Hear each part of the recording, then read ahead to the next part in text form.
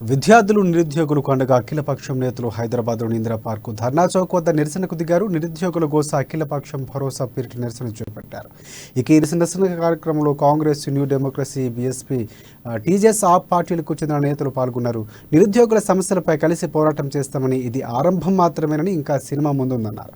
ప్రభుత్వాన్ని గద్దెదించైనా సరే నిరుద్యోగులకు న్యాయం చేస్తామని హెచ్చరించారు. తెలంగాణ కోసం పోరాడి తెలంగాణ కోసం ఈ రోజు రాత్రింబవళ్ళు కష్టపడుతున్న ప్రతిపక్ష పార్టీలన్నింటినీ కూడా ఏకం చేసిన జనార్దన్ రెడ్డి గారికి హృదయపూర్వక ధన్యవాదాలు చెప్తున్నా, టీఎస్పీఎస్సీ చైర్మన్ గారికి. మరి ఎందుకంటే ఆ కుంభకోణం టీఎస్పీఎస్సీలో ఈ కుంభకోణం జరగకపోయింటుంటే ఈ రోజు మరి తెలంగాణలో నిరుద్యోగుల జీవితాలతోనూ వీళ్ళందరూ ఆడుకుంటున్న ఆటలు మరి తెలంగాణ ప్రజలకు తెలిసేవి కాదు.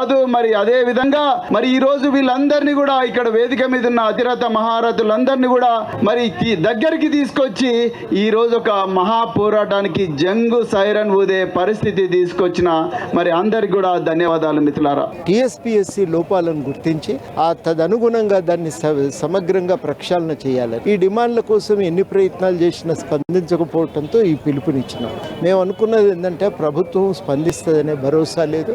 అందుకని ఇప్పటి నుంచి ఇక మేము ఎమ్మెల్యేలు, ప్రజాప్రతినిధులని అడగదలిచినాం. వాళ్ళు బాధ్యులు, వాస్తవానికి వాళ్ళు బాధ్యులు. కాబట్టి వాళ్ళని మేము ఏమడుగుతున్నామంటే, మీరు ఇలా యువకుల తరఫున, నైరాశ్యంలో మునిగిపోయిన యువకుల తరఫున, యువత తరఫున మీరు ప్రభుత్వంపై ఒత్తిడి తెచ్చి వారికి న్యాయం చేకూర్చాలి. పరీక్షలు సరిగ్గా జరిగేటట్టు చూడాలి. ఈ ఐక్య సంఘటన ఎందుకు కట్టిరంటే, అందరూ విడివిడిగా ఉంటే బలమైన క్రిమినల్ శత్రువును ఓడించలేమని. I'm using that word. ఒకవేళ మనము ధర్మాత్మలము, శాంతి యుద్ధం చేసే వాళ్ళమంతా విడివిడిగా ఉంటే ఒక బలమైనటువంటి క్రిమినల్ పాలిటీషియన్ ఓడించలేమని మనోళ్ళందరము ఈ ధర్నా చౌక్ కాడ, ఈ ధర్మయుద్ధం కాడ ఏకమైనరు. అందుకే ఇది ధర్మయుద్ధం దీక్షగా దీన్ని గుర్తించాలని మనవి చేస్తూ, ఆయన గోల్మాల్ చేసిన దాని మీద ఒకటి నేను గోల్మాల్ పాట పాడి విద్యార్థి శక్తిని ఏకం చేసి, ఏ విద్యార్థుల వల్ల తెలంగాణలో వచ్చిందో ఆ విద్యార్థుల్ని శాంతి యుద్ధంలో దించడానికి ఏర్పడ్డ ఐక్య సంఘటన ఇది. మొన్న జరిగినటువంటి ఎస్ఎస్సి బోర్డు దగ్గర జరిగినటువంటి ఏదైతే ఒక విద్యార్థుల పక్షాన ఎస్ఎస్సీలు కూడా లాస్ట్కు ఎస్ఎస్సి పరీక్షలను కూడా లీకులు చేసే పరిస్థితికి ఈరోజు దిగజారిపోయిందని ఆ ఎస్ఎస్సి బోర్డు ముందు ధర్నాకు దిగితే 4 రోజులు జైలుకు పంపించినారు మమ్మల్ని.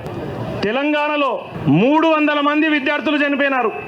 మలిదశ ఉద్యమంలో 1200 మంది విద్యార్థులు చనిపోయినారు. అయినా కూడా మనకు కావాల్సినవి ఏంటివి కూడా జరగలే. మన కొలువులు మన